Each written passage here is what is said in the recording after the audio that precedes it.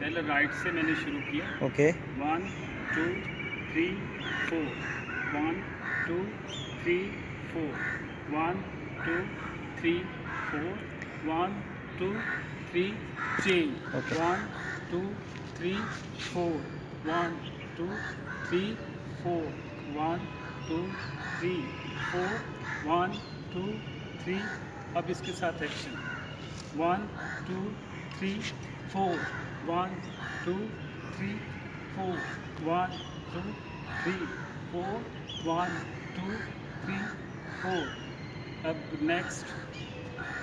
Next होगा अंगड़ी का okay action. उसने थोड़े से ऐसे खुले रखने हैं।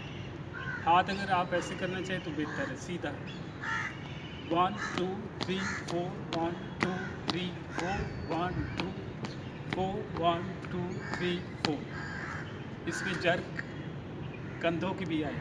ओके इसी में एक्शन जब बनेगा तो एक हाथ इधर 1 2 3 4 1 2 3 4 1 2 3 4 1 2 3 4 ओके और क्या था?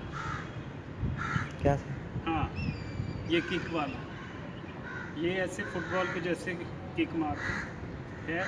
1 2 3 4 मुसलसल जंपिंग 3 4 1 2 3 4 चेंज 1 2 3 4 1 2 3 4 चेंज 1 2 4 1 2 3 4 बस ठीक है।